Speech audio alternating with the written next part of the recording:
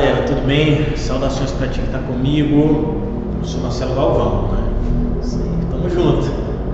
Mais uma vez, a matéria de história, e hoje a gente vai falar sobre o que, ó?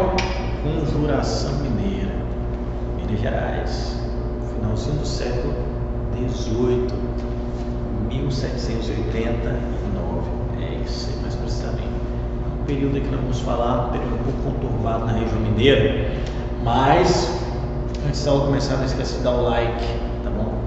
Dá um like na aula, não esqueça de se inscrever no canal se você não está inscrito, mas ativa o sininho para não perder nenhuma novidade que está rolando dentro do mundo arte civil. Tranquilo? Então vamos lá, pessoal. Seguinte, né, para você que está em aula, pega o caderno, anota, começa as anotações aí, ó.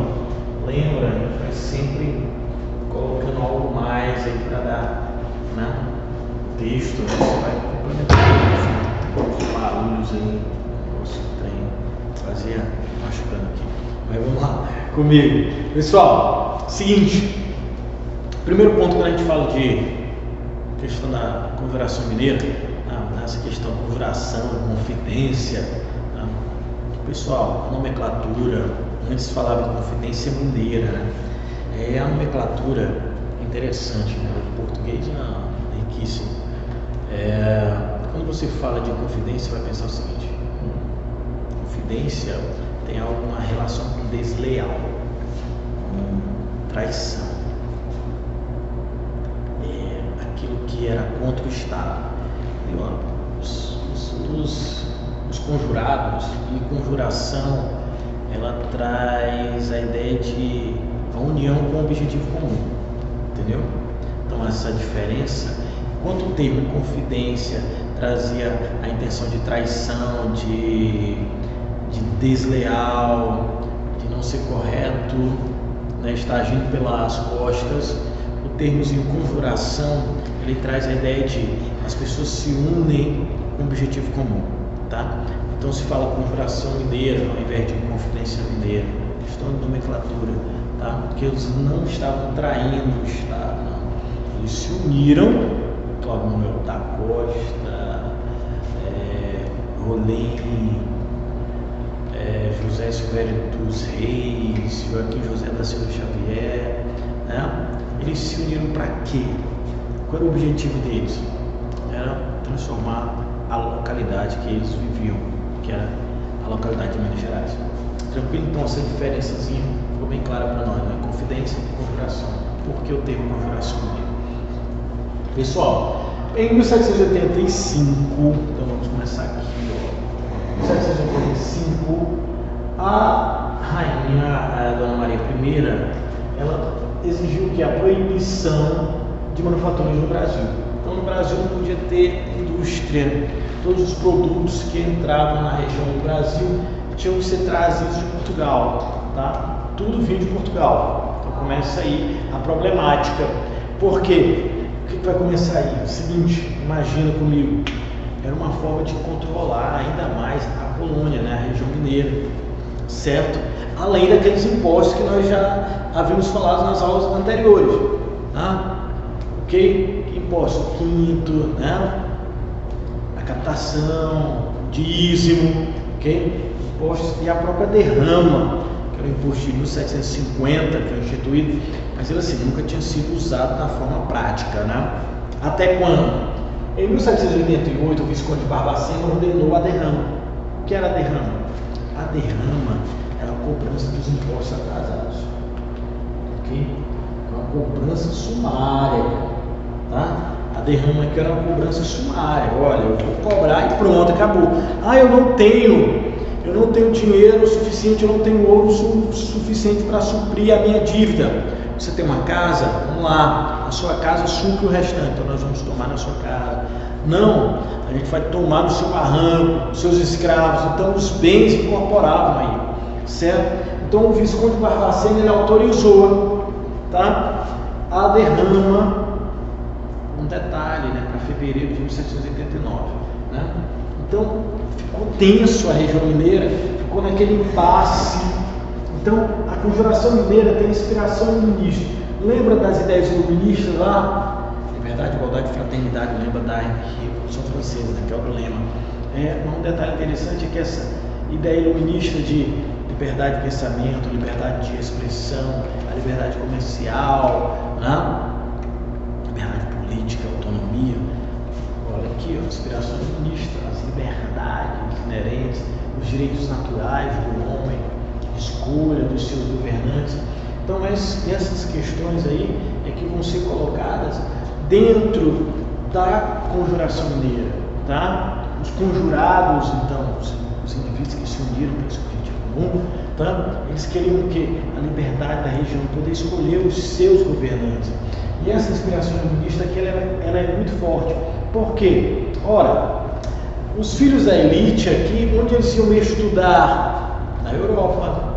Então eles tinham contato com todo aquele fervilhão de ideias comunistas que estava rolando na Europa no século XVIII, certo? Então quando eles retornam para o Brasil, eles começam a, de certa forma, criticar como é que estava a nação. A gente pode governar, a gente pode escolher os governantes, nós temos que ter uma opção de escolha.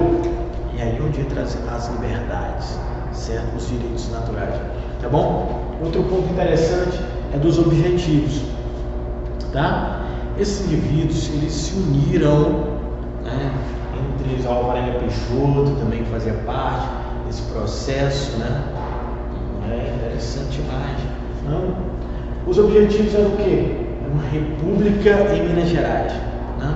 Então a gente vai montar a Minas Gerais, a região mineira, ela vai se separar da região não, da metrópole. É isso aí. A gente vai fazer um país, uma república independente em Minas Gerais. Outro criar uma universidade em Vila Rica, atual Ouro Preto, né? Vila Rica é uma universidade. Por que temos que ir à Europa para estudar se nós podemos estudar aqui no Brasil? É exatamente isso aí. Tá? Então a Universidade de Vila Rica era uma ideia de criar esse centro de pensamento, de construção de conhecimento no Brasil. Outra coisa, ele ia perdoar as dívidas dos colonos. É isso aí, cara. Então lembra, ó, o Visconde Barbacena, os caras estavam com muitas dívidas, porque a região mineira já não produzia com a mesma quantidade, com a mesma intensidade do que no início do século XVIII. Então os colonos teriam as suas dívidas perdoadas. Outra coisa, né, além disso, eles iam estimular a manufatura, né, as indústrias no Brasil. E outro ponto, eles iam criar uma guarda nacional, um exército próprio, para defender o território, para defender a nação, né? Indústria, para fazer o país crescer. Uma ideia interessante aí, inovadora, né? Separar, né? Tentar. Então, a Confederação Mineira é considerada o que? Um movimento separatista. É dessa forma, meu amigo. É isso aí. Minha companheira. É um movimento separatista. Eles queriam o quê? Quebrar esse cordão umbilical aí que unia Brasil colonial e Portugal, que era a metrópole.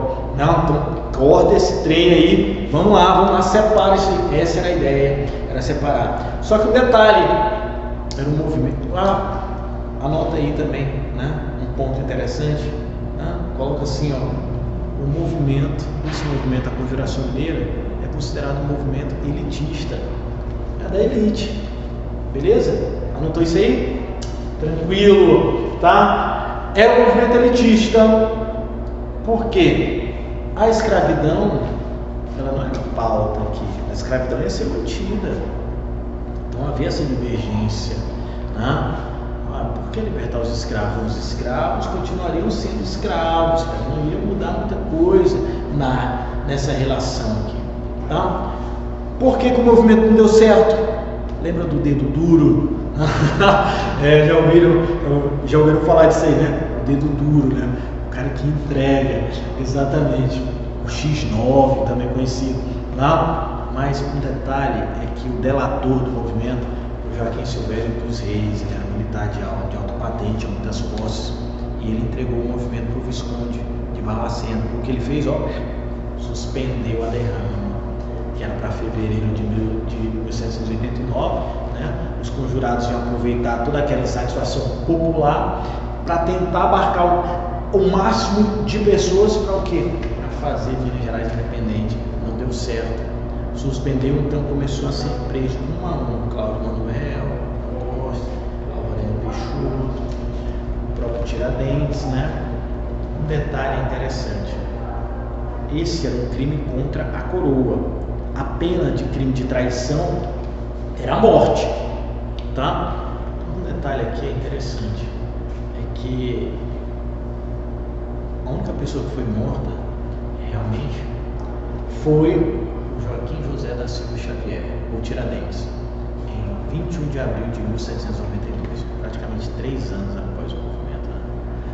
Então, é só ele que foi morto. Ele foi no Rio, né? Ele foi enforcado, ele foi esquartejado, aí a sua cabeça, né, foi lá para Vila Rica, né, na época da colônia, né. Interessante é que isso aí é que a própria casa dele foi derrubada, queimada, e o terreno salgado, né, pensão ainda as antiguidades, que era algo ruim, né, para você ver como era essa questão. A maior parte daqueles conjurados do movimento, né, eles tiveram a sua pena, né, principalmente que tinham ligações com a própria coroa, tinham várias posses. Foi o quê?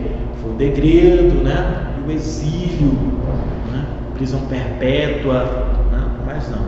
Mas Tiradentes, ele foi executado, né, ele foi executado por defender as suas ideias e até o fim do seu cruzamento.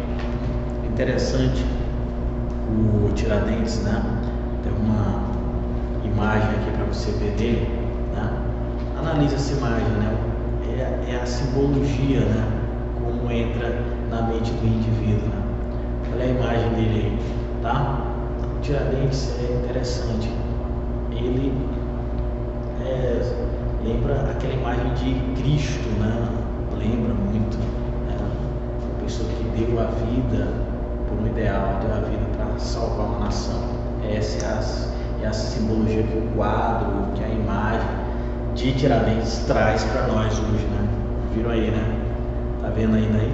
Né? A imagem assim, diferente, tá? Então você vai pensar dessa forma, beleza? Então Tiradentes, tanto que é feriado nacional, né? Instituído de vez aí já na ditadura militar, no ano de 65, né? Por uma lei federal, instituiu esse feriado nacional, né? De vez, né? Trazendo a todas a lembrança por todas as pessoas que de certa forma deram a vida para construir um país melhor, uma nação melhor, tá? Como o Tiradentes fez, ok? Tá? Perfeito? Então, seguinte, pessoal, lembra, a Conjuração Mineira é um movimento separatista, assim como a Conjuração Baiana, mas isso a gente deixa para outra aula, tá bem? A gente se vê, um forte abraço, estuda, foco, fé, que vai dar tudo certo. Tchau, tchau, meus amigos. Fui!